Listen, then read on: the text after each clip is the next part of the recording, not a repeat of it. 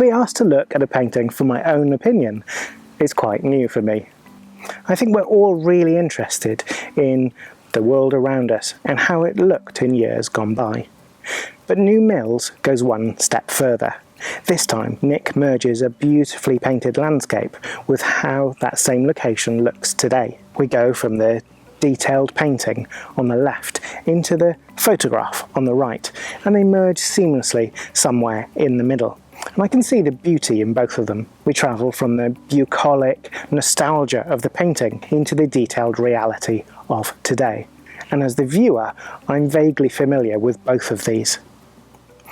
Maybe it's because I've got one foot in the past and one in the present, but I think we can learn from the past in how to live our lives in the future. And this picture summarises that beautifully for me. The water bit doesn't look like a painting to me. The water bit doesn't look like a painting? Yeah. What does it look like? It looks like real life. And also there's the key, look. Nothing And there's no brushstrokes there, is there? Yeah. Nothing strange here, because we got these old buildings on the side of a canal. And then if we go this way, what have we got here? We've got a house. Yes, is that an old house? No. There's a brushstrokes on it. And who would live in this house? Yeah. Well, no, he's got a boat outside. So obviously he's probably the lock keeper. Fishermen. Fishermen?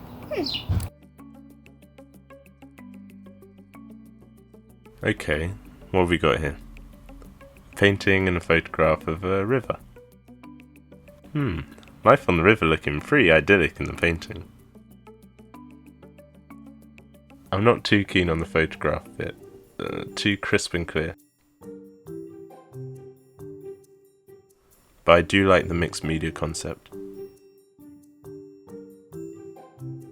A meeting of romance and fact. The everyday captured in an aging beauty. Washing clothes, hanging them to dry, and some secret boat chat. What are they up to? This picture is like a form of time travel.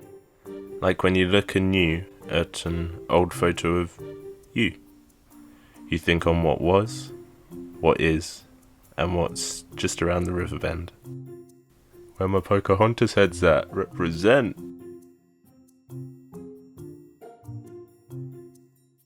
I imagine I'm a few steps from the water's edge, and I bolt off the concrete banks. Once in, I drift past anglers and old factories. I weave amongst weeds and vegetation. The river current carries me under bridges, past pond skaters and willow twigs, past industrial relics. And I continue until stars and constellations appear. And I continue until the cold crack of dawn. And I float out like driftwood into the ocean. And I can't help but concern myself with the chemical runoff, the fly tipping, the sewage overspill that contaminates this dreamy idea.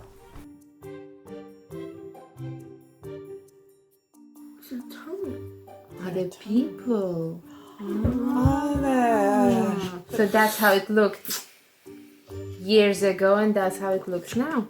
Do you like this picture? What do you think? Like picture. Yeah? Does it make you happy or sad or? Sad.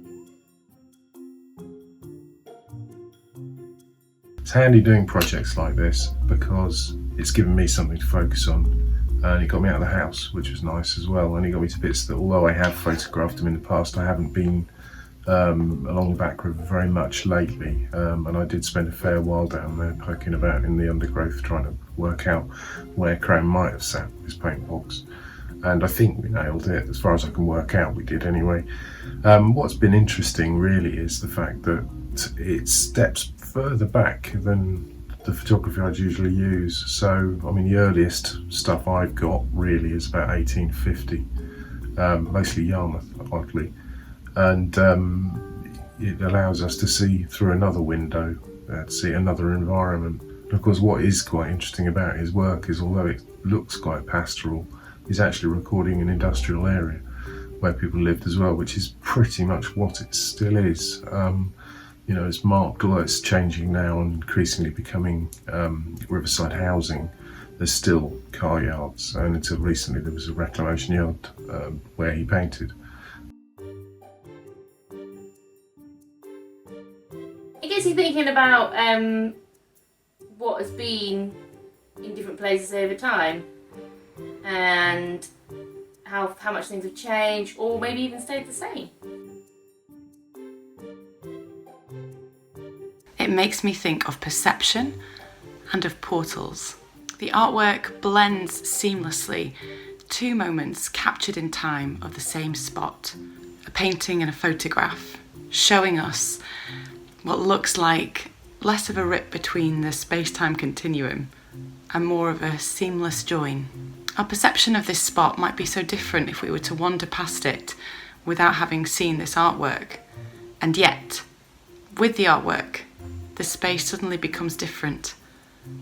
A threshold, a boundary that we might accidentally cross over. A portal to somewhere unexpected. I think that perhaps anything can be a portal. A painting, a photograph, a book, doorways. It's all about how you perceive them. That's what it makes me think of. What about you?